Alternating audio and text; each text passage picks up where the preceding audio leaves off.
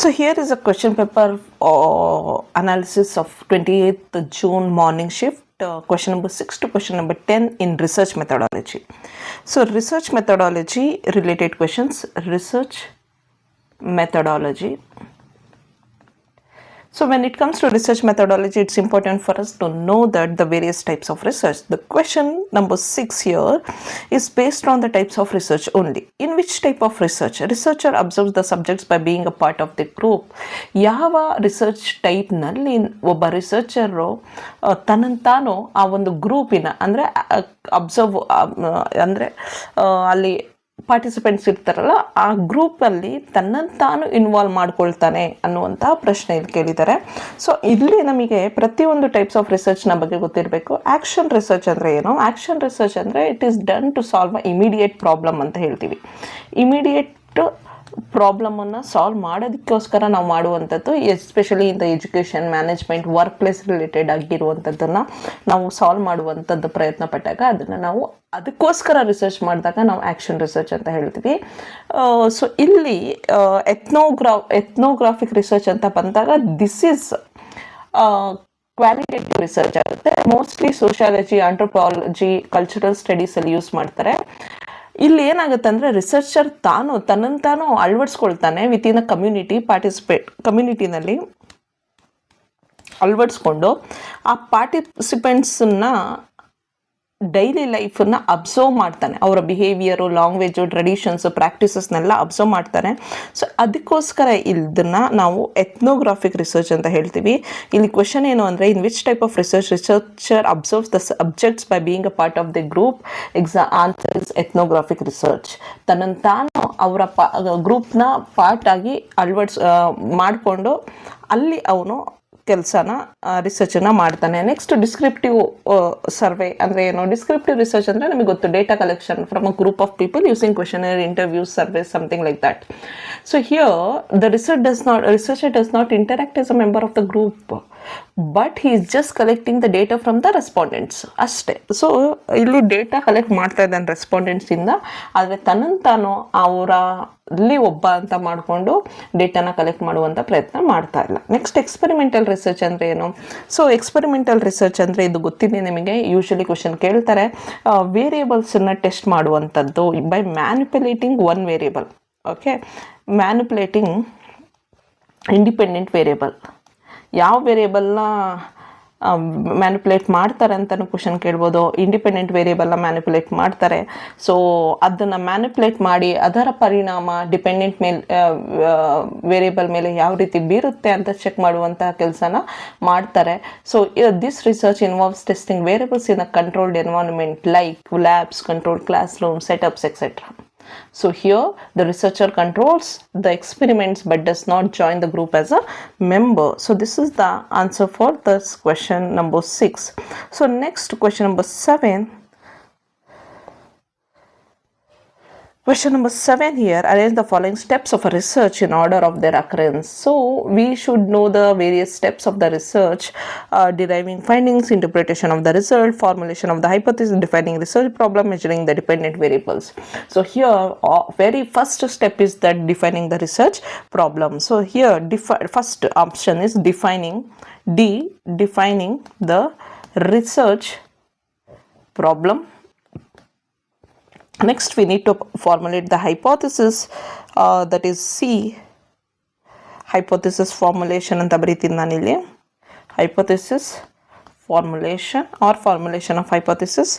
After that so we got to know that these two cannot be the answer, and we have option 1 and option 2 where they have given D and C in the both first two steps, and just we need to find out which one is the third step so that we can finalize the answer without wasting our time, lot of time. Okay, so next step is that measuring the dependent variable or data collection. So here we need to measure the dependent variable or the data collection. E is the right answer. B cannot be the answer because we are not going to interpret the results before measuring the dependent and the independent variables by collecting the data. So it's important for us to measure the dependent variables. Data collection is the third step. testing the hypothesis. For after formulation of hypothesis, it's important to test the hypothesis. That is what happens in this stage. After that, we derive the findings. That is, we derive the findings means here, derive findings means analysis. After that, interpretation.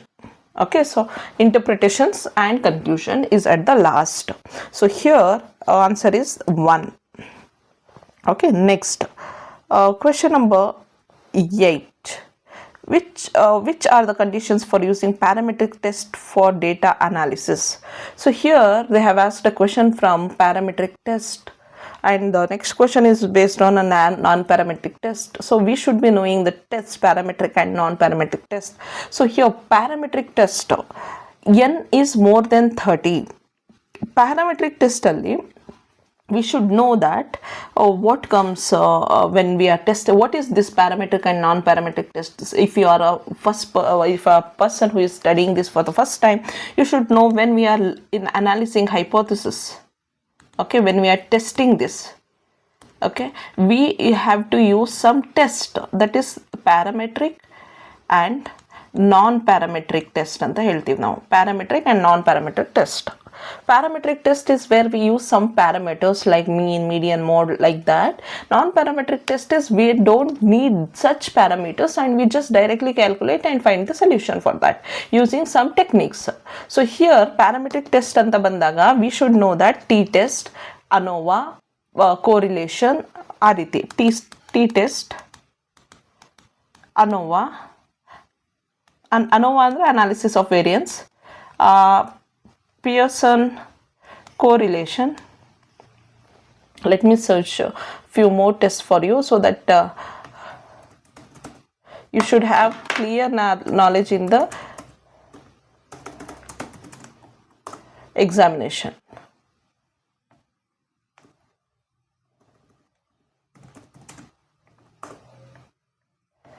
Chart ನಾನು ಇಲ್ಲಿ ಬರೆದುಬಿಟ್ರೆ ನಿಮಗೆ ಎಕ್ಸಾಮಿನೇಷನಲ್ಲಿ ತುಂಬ help ಆಗುತ್ತೆ. So T test ಇದೆ, Z test ಇದೆ. Okay, Z test, T test, ANOVA, Pearson ಇದೆಲ್ಲ. Next non parametric ಟೆಸ್ಟಲ್ಲಿ most importantly chi square test, ಆಮೇಲೆ ಮ್ಯಾನ್ ವಿಟ್ನಿ ಟೆಸ್ಟ್. ಯಾಕೆ ಇದನ್ನು ಮೆನ್ಷನ್ ಮಾಡ್ತಾ ಇದ್ದೀನಿ ಅಂದರೆ ಯೂಶ್ವಲಿ ಬಿಕಾಸ್ ಇಲ್ಲಿಂದ ಕ್ವೆಶನ್ಸ್ ಕೇಳೋದ್ರಿಂದ ನಾನು ಕೈ ಸ್ಕ್ವೇರಿಂದ ಕೇಳ್ತಾರೆ, ಮ್ಯಾನ್ ವಿಟ್ನಿಯಿಂದ ಕೇಳ್ತಾರೆ, ಟಿ ಟೆಸ್ಟಿಂದ, F ಟೆಸ್ಟಿಂದ.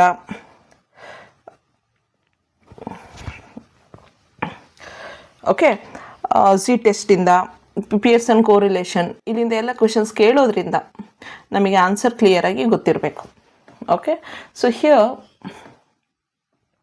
I hope that you know the different parametric and non-parametric test. ಅದನ್ನು ಕ್ಲೀನಾಗಿ ಗೂಗಲಲ್ಲಿ ಸರ್ಚ್ ಮಾಡಿ ಒಂದು ಚಾರ್ಟ್ ಇಮೇಜ್ ಬರುತ್ತೆ, ಇಮೇಜನ್ನು ನೋಡಿಕೊಂಡು ಅದ್ರ ಪ್ರಕಾರ ಡ್ರಾ ಮಾಡಿ ಇಟ್ಕೊಳ್ಳಿ. ನಿಮಗೆ ಎಕ್ಸಾಮಿನೇಷನಲ್ಲಿ ಯಾವ ರೀತಿ ಕ್ವೆಶನ್ ಕೇಳ್ಬೋದು ಅಂದರೆ which is not a non parametric test, which is a parametric test, which is not a parametric test, which is a non parametric test, ಆ ರೀತಿಯೂ ಕ್ವೆಶನನ್ನು ಕೇಳ್ಬೋದು. ಸೊ ಅದಕ್ಕೆ ನಮಗೆ ಪ್ಯಾರಾಮೆಟ್ರಿಕ್, ನಾನ್ ಪ್ಯಾರಾಮೆಟ್ರಿಕ್ ಟೆಸ್ಟ್ನ ಬಗ್ಗೆ ಇಂಪಾರ್ಟೆಂಟಾಗಿ ಗೊತ್ತಿರಬೇಕಾಗುತ್ತೆ ಹೈಪೋಥೆಸಿಸ್ ಟೆಸ್ಟಿಂಗ್ ಅಂತ ಬಂದಾಗ. ಸೊ ನೆಕ್ಸ್ಟು ಇಲ್ಲಿ which are the conditions for using parametric test for data analysis ಅಂತ ಬಂದರೆ first n is more than 30. Yes, n is more than 30 ನಾವು ಮಾಡ್ತೀವಿ, ಬಟ್ ಕೆಲವೊಮ್ಮೆ ಎನ್ ಈಸ್ ಲೆಸರ್ ದೆನ್ 30 ಇದ್ರೂ ಕೂಡ ನಾವು ಪ್ಯಾರಾಮೆಟ್ರಿಕ್ ಟೆಸ್ಟಲ್ಲಿ ಮಾಡ್ತೀವಿ. That is in t test. Okay, so it's important for us to know even if n is lesser than t, less than 30 also, we do the parametric test. Okay, it is not compulsory. So this cannot be the answer, A cannot be the answer. So ಎಲ್ಲೆಲ್ಲಿ A ಇದೆಯೋ ಅದನ್ನು ನಾನು ಆಪ್ಷನ್ನ ತೆಗೆದುಬಿಡ್ತೀನಿ. ಈಗ ನಮಗೆ ಎರಡೇ option ಉಳಿದಿದೆ. Data follows normal distribution, yes this required, this is required in a parametric test. Normal distribution ಡೇಟಾನ ನಾವು ಕನ್ಸಿಡರ್ ಮಾಡಬೇಕಾಗುತ್ತೆ. All parameters must be known ಅನ್ನುವಂಥದ್ದು ತಪ್ಪು. It is not necessary. ಈಗ ನಮಗೆ ಮೀನ್ನ ಅವಶ್ಯಕತೆ ಇರುತ್ತೆ, ಸ್ಟ್ಯಾಂಡರ್ಡ್ ಡಿವಿಯೇಷನ್ ಅವಶ್ಯಕತೆ ಇರುತ್ತೆ, ಅಥವಾ ಬೇರೆ ಯಾವುದೋ ಪ್ಯಾರಾಮೀಟರ್ಸ್ನ ಅವಶ್ಯಕತೆ ಇರುತ್ತೆ. ಅದೆಲ್ಲದೂ ನಮಗೆ ಗೊತ್ತಿರಬೇಕು ಅಂತ ಏನಿಲ್ಲ. ಲೈಕ್ ಪ್ಯಾರಾಮೀಟರ್ಸ್ ಎಷ್ಟು ಎಲ್ಲ ಗೊತ್ತಿರುತ್ತೆ ಅನ್ನೋದಕ್ಕಿಂತ ಅಂತ ಎಷ್ಟು ಗೊತ್ತಿದೆಯೋ ಅದನ್ನ ತೊಗೊಂಡ್ರೆ okay. So C is not the answer. So ಇಲ್ಲಿ ಸಿ ಇದೆ ಈ ಆಪ್ಷನಲ್ಲಿ, ಇದನ್ನು ಸ್ಕ್ರ್ಯಾಚ್ ಮಾಡ್ತೀನಿ. ನನಗೆ ಆನ್ಸರ್ ಸಿಕ್ತು option 2 is the right answer, B D E and E only ಅಂತ. ಓಕೆ, ಸೊ ಇಲ್ಲಿ D dependent variable is measured in interval or ratio scales. This is true. Homogeneity of variance is true. So ಇಲ್ಲಿ dependent variables ಅಂತ ಬಂದಾಗ interval or ratio scale ಇರಬೇಕು, nominal or ordinal scale ಇರಬಾರ್ದು. Okay, nominal or ordinal scale should not be there. Okay, ಗೊತ್ತಿಲ್ಲ ಇದು parametric ಟೆಸ್ಟಲ್ಲಿ ಇರಬಾರ್ದು ಅದು ಅಂತ. Next homogeneity of variance. The variance among the group should be equal. For example ANOVA, ಏನೇ ನಾವು ವೇರಿಯನ್ಸ್ ಚೆಕ್ ಮಾಡ್ತೀವಲ್ಲ, like ANOVA test analysis of variance ಮಾಡುವಾಗ ಗ್ರೂಪ್ಸಲ್ಲಿ ವೇರಿಯನ್ಸು ಈಕ್ವಲ್ ಆಗಿರಬೇಕು ಅನ್ನೋದು homogeneity of variance is true. So ಇಷ್ಟು answer ಸರಿ. ನಮಗೆ ಗೊತ್ತಿಲ್ಲ ಏನೇನೋ ಪ್ಯಾರಾಮೆಟ್ರಿಕ್ ಟೆಸ್ಟಲ್ಲಿ ಟಿ ಟೆಸ್ಟ್ ಮಾಡುವಾಗ we use less than 30 sample size. Also data fall was normal distribution and all parameters must be known ಅನ್ನೋದು no, it is not necessary. ಯಾವುದಾದ್ರೂ parameters ಗೊತ್ತಿದ್ರೆ ಅದನ್ನು ಯೂಸ್ ಮಾಡ್ಕೊಂಡು ನಾವು ಮಾಡಬಹುದು. Dependent variable is measured in interval or ratio scale. No, ya this is true. But nominal ordinal ಇದ್ದರೆ ಅದನ್ನು ತಗೊಳ್ಬಾರ್ದು. Homogeneity of variance is true. So ಇಲ್ಲಿ ಕಂಡೀಷನ್ಸ್ ಕ್ಯಾರೆಕ್ಟರಿಸ್ಟಿಕ್ಸ್ ಅಂತ ಕೇಳಿದ್ರೂ ಸೇಮ್ ಆಗುತ್ತೆ. ಇದನ್ನು ಚೆನ್ನಾಗಿ ಬಾಹೆಟ್ ಮಾಡಿಕೊಂಡು ಅಥವಾ ಮೆಮೊರೈಸ್ ಮಾಡ್ಕೊಂಡು ಇಟ್ಕೊಳ್ಳಿ. ಪ್ರತಿಯೊಂದನ್ನು ನೆನ್ಪಿಟ್ಕೊಳ್ಳೋಕೆ ಆಗ್ದಲ್ಲೇ ಇದ್ರೂ ಅಟ್ಲೀಸ್ಟ್ ನಿಮಗೆ dependent variable is measured in interval or ratio scale ಅನ್ನೋದು ಪ್ಯಾರಾಮೆಟ್ರಿಕ್ ಅನ್ನೋದು ಗೊತ್ತಿರಬೇಕು. So next question number 9. Which of the following are characteristics of distribution free non parametric test. So ಈಗ ಇಲ್ಲಿ ನಾನ್ ಪ್ಯಾರಾಮೆಟ್ರಿಕ್ ಟೆಸ್ಟ್ ಬಗ್ಗೆ question ಬಂದ್ಬಿಟ್ಟಿದೆ. So ಆಗಲೇ ನಾವು discuss ಮಾಡಿದ್ದು ಪ್ಯಾರಾಮೆಟ್ರಿಕ್ ಟೆಸ್ಟ್ ಬಗ್ಗೆ, ಕರೆಕ್ಟ್. ಸೊ ಈಗ ನಾನ್ ಪ್ಯಾರಾಮೆಟ್ರಿಕ್ ಟೆಸ್ಟ್ ಅಂತ ಕನ್ಸಿಡರ್ ಮಾಡ್ಕೊಂಡು ಹೋದಾಗ first option A, they can be applied on original data obtained in any kind of scale.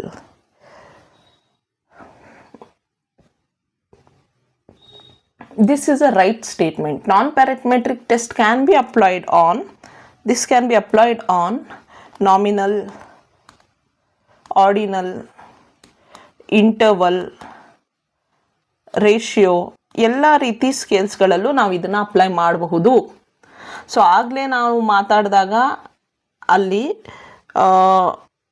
Interval ರೇಷಿಯೋನಲ್ಲಿ I think ordinal ಮತ್ತು ರೇಷಿಯೋದಲ್ಲಿ ಯಾವುದದು ಆಗಲೇ ಮಾತಾಡಿದ್ದು ನಾವು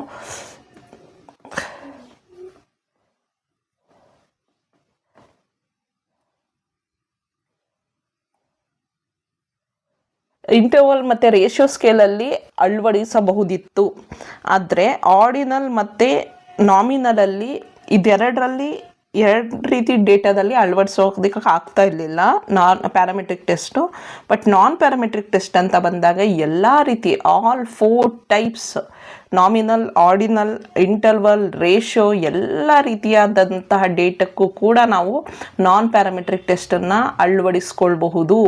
this is a good thing, right. Next option B, they require homogeneity of variance. No, this does not require homogeneity of variance.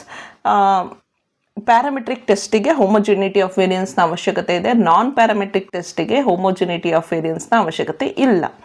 Okay, so next option C, they do not need any particular type of distribution. Yes, this is true. ಇಲ್ಲಿ option 1 A ಸರಿ ಇದೆ, B ತಪ್ಪಿದೆ ಅಂದ ತಕ್ಷಣ ಎಲ್ಲಿ B ಇದೆಯೋ ಅದೆಲ್ಲ ನಾವು ತೆಗೆದಾಕ್ಬೋದು. ಬಿ ಓಕೆ, ಒಂದು ಹೋಯ್ತು. ನೆಕ್ಸ್ಟು ಆಪ್ಷನ್ 2, 3, 4 ಚೆಕ್ ಮಾಡೋಣ. ಆಪ್ಷನ್ ಎ ಸರಿ ಇರೋದ್ರಿಂದ ಎಲ್ ಎ ಇದೆಯೋ ಅದು ಮತ್ತು ಎಲ್ಲಿ ಸಿನೂ ಇದೆ. Okay, C is also right. They can not, option D, they cannot be used if sample is selected randomly. This is wrong. This is a wrong statement. D is a wrong statement. Actually, random sampling is recommended in this, okay, in all types of research including non-parametric tests.